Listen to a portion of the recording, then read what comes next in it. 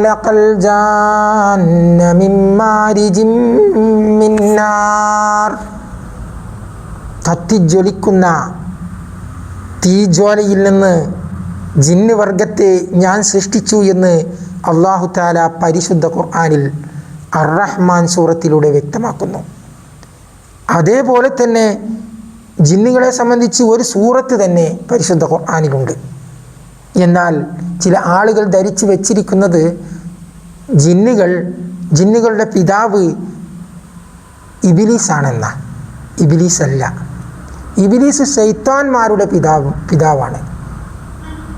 ശൈത്താന്മാരുടെ പിതാവാണ് ഇബ്ലീസ്. ആ ഇബ്ലീസിൻ്റെ സന്തതികൾക്ക്, ഇബ്ലീസിന് ഒരു ഭാര്യയുണ്ട്, ഒരു ഇണയുണ്ട്. അവനെ അനുസരിക്കുകയും വണങ്ങുകയും ചെയ്യുന്ന ഒരു സ്ത്രീ തന്നെയാണ് അവൻ്റെ ഇണ. മനുഷ്യ സ്ത്രീയല്ല, ജിന്ന് സ്ത്രീയാണ്. ജിന്ന് വർഗത്തിൽപ്പെട്ടവർ തന്നെയാണ് ഇബ്ലീസും ശൈത്താനും. എന്നാൽ ഖലഖൽ ജാന്ന മിൻ മാരിജിൻ മിൻ നാർ എന്ന് പറഞ്ഞില്ലേ, ജിന്നുകളുടെ പിതാവിനെ കത്തിജ്വലിക്കുന്ന തീജ്വാലയിൽ നിന്നാണ് സൃഷ്ടിച്ചതെന്ന്. ആ ജിന്നിൻ്റെ, ആ ജാന്ന് എന്ന് പറയുന്ന ജിന്ന് പിതാവിൻ്റെ മക്കളിൽ ഒരുത്തനാണ് ഈ ഇബ്ലീസ്. ജിന്നുകൾ ഭൂമിയിൽ രക്തച്ചൊരിച്ചിലുകൾ ഉണ്ടാക്കിയപ്പോൾ അവർക്ക് നാശം നേരിട്ടു എന്ന് പറഞ്ഞു. അപ്പോൾ ആ കാലഘട്ടത്തിൽ അങ്ങനെ ഒരു നാശം നേരിട്ടപ്പോൾ അതിൽ നിന്ന് ബാക്കിയായവനാണ് ഈ ഇബ്ലീസ്. ആ ഇബ്ലീസിന് ഉണ്ടായ സന്താനങ്ങളാണ് വഴിപിഴച്ച ജിന്നുകൾ. അവർക്കും ജിന്നുകൾക്കും യഥാർത്ഥ ജിന്നുകൾക്കുമുള്ള പ്രത്യേകത എന്താണ്? ശൈത്താന്മാർക്കുള്ള പ്രത്യേകത, അവർ മോശപ്പെട്ട വൃത്തികെട്ട രൂപങ്ങളാണ് അവർ സ്വീകരിക്കുക. യഥാർത്ഥ രൂപങ്ങളിൽ അവർ പ്രത്യക്ഷപ്പെടില്ല. യഥാർത്ഥ രൂപങ്ങളിൽ പ്രത്യക്ഷപ്പെട്ടാൽ അവരുടെ തലയിൽ 2 കൊമ്പുകളുണ്ടാകും. കൊമ്പുകൾ ചെറുതുള്ളവരുമുണ്ട്, വലുതുള്ളവരുമുണ്ട്, കൊമ്പുകളില്ലാത്തവരുമുണ്ട്. ഏതായാലും ശൈത്താന്മാർ വിവിധ രൂപങ്ങളിൽ സ്വീകരിച്ചു കൊണ്ടാണ് മനുഷ്യൻ്റെ മുന്നിലേക്ക് പ്രത്യക്ഷപ്പെടുക. അപ്പോൾ മനുഷ്യനുക്ക് കണ്ടുപരിചയമുള്ള ജീവികളായിട്ടാണ് അനുഭവപ്പെടുക. അതുകൊണ്ട് തന്നെ അവന് ശൈത്താനാണോ, അല്ലെങ്കിൽ മറ്റ് സാധാരണ സൃഷ്ടിയാണോ, ജീവികളാണോ എന്ന് തിരിച്ചറിയാൻ സാധിക്കില്ല. എന്നാൽ പാമ്പിൻ്റെ രൂപം അവർ മാറുമ്പോൾ പാമ്പിന് ശരിയായ പാമ്പിൻ്റെ വാല് നല്ല നീണ്ടിട്ടായിരിക്കും, കൂർത്തിട്ടായിരിക്കും, നല്ല നീളമുണ്ടാവില്ല. അതിങ്ങനെ കുറച്ച് ലാസ്റ്റ് കൂറുമ്പുണ്ടാവും. ജിന്ന് പാമ്പിൻ്റെ വാലാണെങ്കിൽ നല്ല നീണ്ടിട്ടാണ് കിടക്കുക. വാല് നല്ല നീണ്ട് നേർത്ത് അങ്ങനെ വാല് കൂടുതൽ നീട്ടുണ്ടാവും. അങ്ങനെയാണ് വ്യത്യാസങ്ങൾ. മറ്റുള്ള ജീവികളിലാണ് ജിന്നിനെയും മറ്റുള്ള സൃഷ്ടികളെയും തിരിച്ചറിയാത്തത്. ഇപ്പോൾ ഒരു നായയുടെ രൂപത്തിലാണ് ഒരു ജിന്ന് പ്രത്യക്ഷപ്പെടുന്നത്, ഒരു ശൈത്താൻ പ്രത്യക്ഷപ്പെടുന്നതെങ്കിൽ നമുക്ക് പെട്ടെന്ന് തിരിച്ചറിയാൻ സാധിക്കില്ല. പിന്നെ എങ്ങനെയാണ് അത് ജിന്നായിരുന്നു അല്ലെങ്കിൽ ശൈത്താനായിരുന്നു എന്ന് മനസ്സിലാക്കൽ എന്ന് വെച്ചാൽ പെട്ടെന്ന് പ്രത്യക്ഷപ്പെടുകയും അപ്രത്യക്ഷമാവുകയും ചെയ്യും. അങ്ങനത്തെ ഒരു അവസ്ഥയിലാണെന്നുണ്ടെങ്കിൽ പിന്നെ എവിടെ തിരഞ്ഞാലും കാണൂല. ഇതാണ് ഒരു പ്രത്യേകത. ഇത് ജിന്നിനും ശൈത്താനും ഉണ്ട് ആ പ്രത്യേകത. ജിന്നുകളെ കാണാനുള്ള കണ്ണിന് കഴിവ് അല്ലാഹു തആല നൽകിയിട്ടില്ല. അല്ലാഹു തആല നൽകാതാണ്ട് മാറ്റിവെച്ച സാധനങ്ങളെല്ലാം ഒക്കെ അത് കാണാത്തത് തന്നെയാണ്. അല്ലാഹു നമുക്ക് നൽകിയത് മാത്രമേ നമുക്ക് കാണാൻ കഴിയുള്ളൂ, നമുക്ക് പ്രവർത്തിക്കാൻ കഴിയുള്ളൂ. ബർമുഡയിൽ, അതായത് ബർമുഡ റെങ്കിൾക്ക് കടന്നു ചെല്ലാൻ ശാസ്ത്രത്തിന് സാധിക്കുന്നില്ല. എന്തുകൊണ്ടാണ് സാധിക്കാത്തത്? ശാസ്ത്രം ആകാശത്തിൻ്റെ മുകളിലൂടെ പോയി കടലിലെ സംഭവങ്ങൾ കണ്ടുപിടിക്കുന്നു. കടലിലെ കപ്പലുകൾ സഞ്ചരിക്കുന്നതും കടലിലെ വസ്തുക്കളൊക്കെ സഞ്ചരിക്കുന്നതൊക്കെ ആകാശത്തിൻ്റെ മുകളിലൂടെ പോയി കണ്ടുപിടിക്കുന്നു, അന്തരീക്ഷത്തിലൂടെ യാത്ര ചെയ്തിട്ട്. എന്നാൽ ഈ ബർമുഡ റെങ്കിൾക്ക് എന്തുകൊണ്ട് ആകാശത്തിൻ്റെ മുകളിൽ കൂടെ പോകാൻ കഴിയുന്നില്ല? മുകളിൽ ചെന്നിട്ട് ആ ജീവികളെ ഏറ്റവും കൂടിയ ടെലസ്കോപ്പ് വെച്ച് നോക്കാലോ, എന്തിന് എന്തുകൊണ്ട് കഴിയുന്നില്ല? ആ ചോദ്യം അവിടെ അവശേഷിക്കുകയാണ്. നമ്മൾ ചിന്തിക്ക് ദൃഷ്ടാന്തമുണ്ട്, അള്ളാഹുവിൻ്റെ കുതിരത്തിൽ ദൃഷ്ടാന്തമുണ്ട് ചിന്തിക്കുന്നവർ. ഇവിടെ മനുഷ്യൻ ഇവിടെ മനുഷ്യന്മാരെ ഉണ്ടാക്കുന്നു, യന്ത്രമനുഷ്യന്മാരെ സൃഷ്ടിക്കുന്നു. ആ യന്ത്രമനുഷ്യന്മാർ എല്ലതും ചെയ്യുന്നതായിട്ട് നമ്മൾ കാണുന്നു. നമ്മുടെ മൊബൈലൊക്കെ തുറന്നാൽ ഇപ്പോൾ കാലഘട്ടം മാതിരിയല്ല, അവിടെ ഉണ്ട് ഇവിടെ കേൾക്കുക, അല്ലെങ്കിൽ പത്രത്തിൽ ഒരു ഫോട്ടോ കാണുകയല്ല ചെയ്യുന്നത്, ശരിക്ക് യാഥാർത്ഥ്യം കാണുകയാണ് ചെയ്യുന്നത്. ഇതെല്ലാം കാണുമ്പോൾ അതുപോലെ നമുക്ക് ശാസ്ത്രം പറയും, അല്ലെങ്കിൽ ഒരു യുക്താതിന്റെ ആവശ്യമില്ല, അല്ലെങ്കിൽ മനുഷ്യനും ചെയ്യേണ്ട അതെല്ലാം എന്ന്. അവരെ കൊണ്ട് പ്രവർത്തിപ്പിക്കണം എന്നുണ്ടെങ്കിൽ മനുഷ്യൻ്റെ കൈകൾ വേണം. അതില്ലാതെ അവരെ കൊണ്ട് പ്രവർത്തിപ്പിക്കാൻ കഴിയില്ല. എന്ത് യന്ത്രമനുഷ്യനെ ഉണ്ടാക്കിയാലും പിന്നിൽ മനുഷ്യൻ പ്രവർത്തിക്കാം. അപ്പോൾ മനുഷ്യൻ്റെ പിന്നിൽ പ്രവർത്തിക്കുന്നത് ആരാണ്? അള്ളാഹുവാണ്. അടുത്തതാണ് വെറുമെങ്കിൽ മാത്രം പോകാനുള്ള കഴിവ് അള്ളാഹു കൊടുത്തില്ല, ആ ശക്തിയെ അള്ളാഹു കൊടുത്തില്ല. ആ ഭാഗങ്ങളിലൂടെ കടന്നുപോയ ഒരുപാട് കപ്പലുകൾ അപ്രത്യക്ഷമായി. എവിടേക്കാണ് അത് പോയത് എന്ന് കടലിൻ്റെ അടിയിലൂടെ സഞ്ചരിക്കാൻ ശാസ്ത്രം കണ്ടുപിടിച്ചു. ആ ശാസ്ത്രത്തിന് അതൊന്ന് പോയി നോക്കാൻ കഴിഞ്ഞില്ല. കടലിൻ്റെ അടിയിലൂടെ പോയിട്ടേ എവിടേക്കാണ് ഇപ്പോൾ ഇതൊക്കെ പോണത്? ഈ കപ്പലും വിമാനങ്ങളും ഒക്കെ തകർന്നു പോയിട്ടുണ്ട്.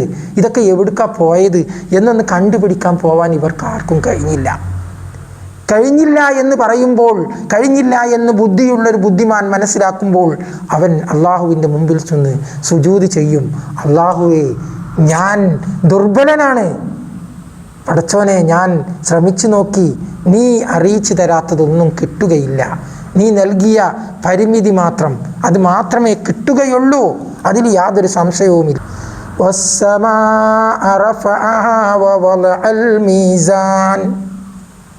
കണ്ടോ, ആകാശത്തെ ഉയർത്തുകയും തുലാസ് സ്ഥാപിക്കുകയും ചെയ്തിരിക്കുന്നു. മനുഷ്യ എല്ലാ സൃഷ്ടികൾക്കും ഒരു തൂക്കം അല്ലാഹു നിശ്ചയിച്ചു. ഒരു തട്ടപ്പുറത്തും ഒരു തട്ടിപ്പുറത്തും ജീവിതത്തിൻ്റെ എല്ലാ സാധനങ്ങളും കിട്ടുന്ന, എല്ലാ സൗകര്യങ്ങളും വീഴുന്ന ഒരു ഭാഗം, പരിമിതമായത് മാത്രം എനിക്ക് കിട്ടുന്ന ഒരു ഭാഗം, അത് അത്രയ്ക്ക് ഉണ്ടായിട്ടും എനിക്ക് കുറച്ചേ കിട്ടുന്നുള്ളൂ, എനിക്ക് എൻ്റെ ബുദ്ധി തീർക്കുന്നില്ല. എന്താ കാരണം? അള്ളാഹു ചെയ്തതാണെന്ന്. അള്ളാഹു ചെയ്ത് അപ്പുറത്തില്ല. അതായി ശ്രമിച്ചാലും ആരെല്ലാം എന്തെല്ലാം തലകുത്തി മറിയുന്നു ദുനിയാവ് കെട്ടിപ്പടുക്കാൻ വേണ്ടി. എന്നാൽ ചിലർക്ക് അതങ്ങനെ വെറുതെ പടമുളക്കമായി വെറുതെ ഉണ്ടാകുന്നു. അപ്പോൾ എത്ര അനുഭവിച്ചിട്ടും ഉണ്ടാകുന്നു. ആ പരിമിതികൾ നിശ്ചയിച്ചിട്ടുണ്ട്. ആ സൂറത്തിൽ തന്നെ അല്ലാഹു തആല പറയാണ്, ഞാൻ ആകാശത്തെ ഉയർത്തുകയും തുലാസ് സ്ഥാപിക്കുകയും ചെയ്തിരിക്കുന്നു. നിങ്ങൾ ഇന്നണമെന്നും ഇന്നത് ചെയ്യരുത് ഞാൻ തുലാസ് സ്ഥാപിച്ചിട്ടുണ്ട്. അഥവാ നിങ്ങൾ ചെയ്യരുത് എന്നത് ചെയ്തിട്ടുണ്ടെങ്കിൽ അതിൻ്റെ അളവ് ഞാൻ ഇങ്ങോട്ടെടുക്കും, അതിന് ഞാൻ നിങ്ങളെ ശിക്ഷിക്കും എന്ന് അള്ളാഹു പറഞ്ഞിട്ടുണ്ട്. എത്ര ആരോഗ്യവാനായാലും അവനിക്കൊരു ആയുസ് നിശ്ചയിച്ചിട്ടുണ്ട്. എത്ര സൗന്ദര്യവാനായാലും അവനിക്കൊരു ഇണയായ സുന്ദരിയെ അള്ളാഹു നിശ്ചയിച്ചിട്ടുണ്ട്. അത് ഒരു പക്ഷേ അവനക്ക് ഒത്ത സുന്ദരിയാവില്ല. നമ്മളെ കാഴ്ചപ്പാടിൽ അവനോളം പോരാ അവൻ്റെ ഭാര്യ എന്ന് പറയും. അല്ലെങ്കിൽ അവൻ പ്രേമിക്കുന്നത് പോലും അങ്ങനെ തന്നെയായിരിക്കും. ചില ആളുകൾ പറയുമല്ലോ, സുന്ദരനായ ഒരു ചെക്കൻ പ്രേമിച്ചത് കണ്ടില്ലേ, ആ പെണ്ണിനെ എന്തിനു കൊള്ളാതിനെ എന്ന് നമ്മൾ പറയും. പക്ഷെ അവനക്ക് കൊള്ളാവുന്നതാണത്. കാരണം അത് അല്ലാഹു അവനക്ക് സൃഷ്ടിച്ചതാണ്. അതുകൊണ്ട് ഈ ഭൂമിയിൽ കിട്ടാത്ത സാധനത്തിന് വേണ്ടി ആകുലപ്പെടരുത്, ആദിയുണ്ടാവരുത്, ഹൃദയത്തെ നമ്മൾ വിങ്ങി വേദനിപ്പിക്കരുത്. കിട്ടിയതിൽ അൽഹംദുലില്ലാ എന്ന് പറയുകയും അള്ളാഹുവിനെ സ്തുതിക്കുകയും എൻ്റെ പാപങ്ങൾ അള്ളാഹുവെ പൊറുത്തരണമേ എന്ന് പറയുകയും ചെയ്യൽ ഇടയ്ക്കിടയ്ക്ക് അതിങ്ങനെ പറയണം. ഇതാണ് അള്ളാഹുവിനിക്ക് സാഷ്ടാംഗം എന്ന് പറഞ്ഞത്. അള്ളാഹുവിനിക്ക് സാഷ്ടാംഗം ചെയ്യുക എന്ന് പറഞ്ഞതിൽ ആത്മീയ രൂപം, സാഷ്ടാംഗത്തിൻ്റെ ആത്മീയ രൂപമാണ് എന്ത്? അല്ലാഹുവേ, നീ തന്നതിൽ ഞാൻ തൃപ്തിപ്പെടുന്നു, നീ തരാത്തതിൽ ഞാൻ ഖേദിക്കുന്നില്ല, നിന്നോട് ഞാൻ ചോദിക്കുന്നു നീ തരണേ എന്ന്. എൻ്റെ ചോദ്യം അവസാനിക്കുന്നില്ല, ഞാനിങ്ങനെ ചോദിച്ചു കൊണ്ടേയിരിക്കണം. അതാണ് അള്ളാഹുവിൻ്റെ തൃപ്തി. ഒരു കാര്യം നമുക്ക് ചിന്തിച്ച് നോക്കാം. അള്ളാഹു എല്ലാം കൂടി നമുക്ക് ഒരാൾക്ക് തന്നിട്ടുണ്ടെങ്കിൽ അയാൾ പിന്നെ അള്ളാഹുവിനോട് ചോദിക്കുകയോ അള്ളാഹുവിനേക്ക് വണങ്ങുകയോ അള്ളാഹുവിനെ ചിന്തിക്കുകയോ ഒന്നുമില്ല. അവൻ അള്ളാഹുവിനെ മറന്നു കളയും.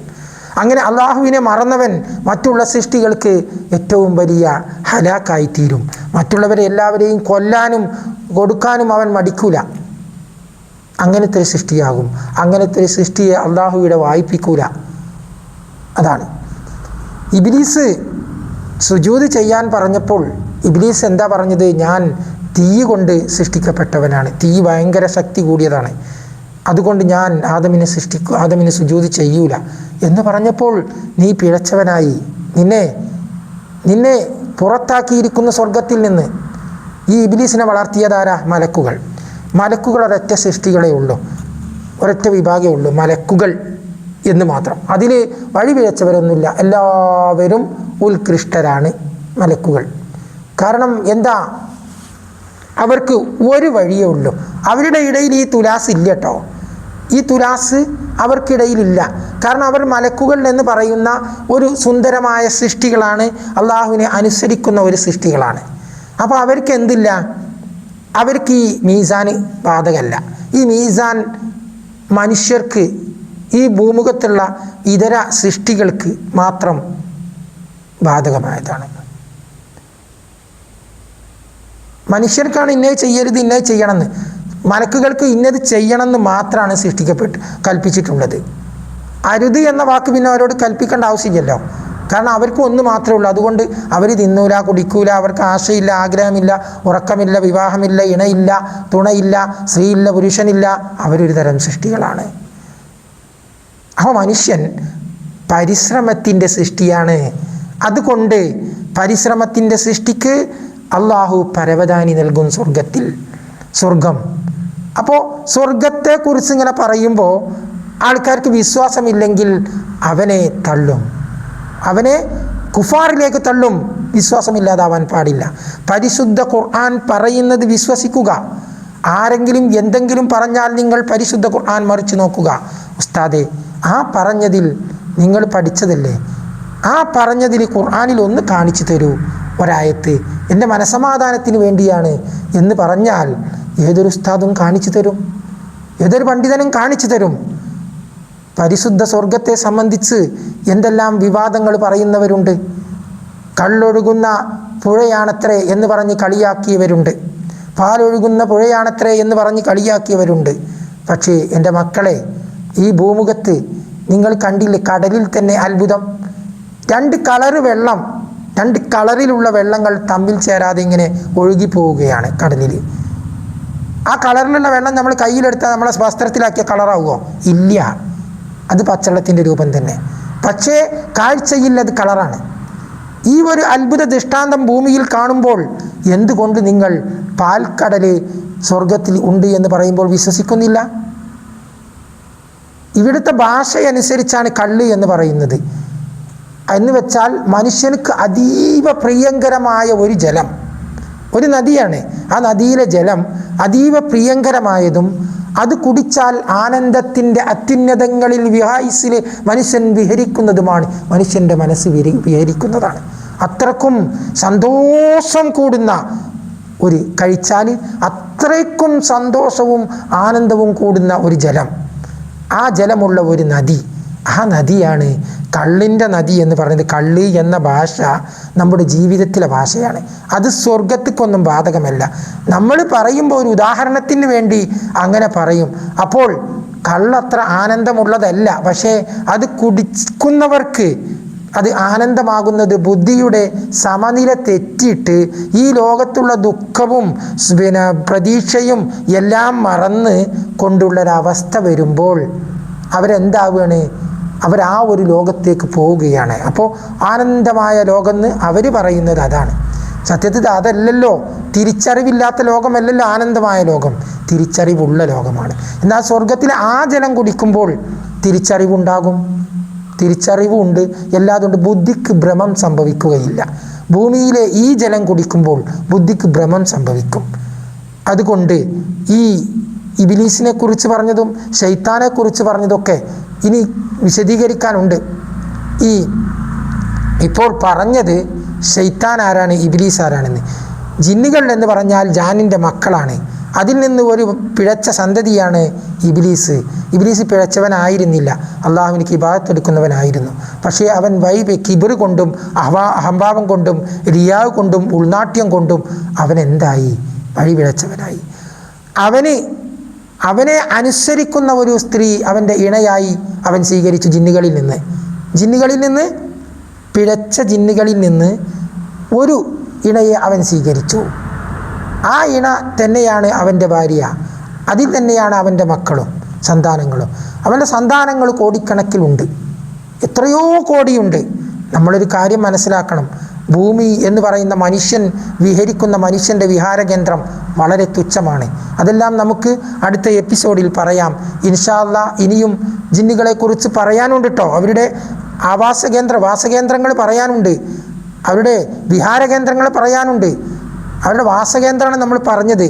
ബർമുനാറെങ്കിൽ പോലത്തെ ഓരോരോ സ്ഥലങ്ങൾ, അങ്ങനത്തെ ഒരുപാട് ഭൂമിയിൽ ഒരുപാട് സ്ഥലങ്ങളുണ്ട് അവർ മാത്രം താമസിക്കുന്നത്. അവർ മാത്രം അവരുടെ യഥാർത്ഥ രൂപത്തിലാണ് അവിടെ. അപ്പോൾ അവരെ കാണിച്ചു തരൂല എന്ന് പടച്ചവൻ തീരുമാനിച്ചപ്പോൾ നമുക്ക് കാണാൻ പറ്റുന്നില്ല. പിന്നെ അവരുടെ വേറെ രൂപങ്ങളിലൊക്കെ നമ്മൾ കാണുമ്പോൾ അത് തിരിച്ചറിയുന്നത് അള്ളാഹുവിൻ്റെ ഔലിയാക്കൾക്ക് തിരിച്ചറിയും, അപാരമായ ബുദ്ധിശക്തിയുള്ള ആളുകൾക്ക് മാത്രം തിരിച്ചറിയും. അത് ജിന്നാണ്, അത് മറ്റും സാധാരണ മൃഗമാണ് എന്നൊക്കെ തിരിച്ചറിയും. ഏതായാലും ഇനി ജിന്നുകളെക്കുറിച്ച് പറഞ്ഞു കഴിഞ്ഞിട്ടില്ല, ഒരുപാട് പറയാനുണ്ട്. അതുകൊണ്ട് അടുത്ത എപ്പിസോഡ് നിങ്ങൾ കേൾക്കണമെന്ന വാഗ്ദാനത്തോടു കൂടി ഈ എപ്പിസോഡ് തൽക്കാലം ഇവിടെ നിർത്തുന്നു. ഷെയർ ചെയ്യുക. ഇൻഷാ അല്ലാഹ്. അസ്സലാമു അലൈക്കും വറഹ്മത്തുള്ളാഹി വബറകാതുഹു.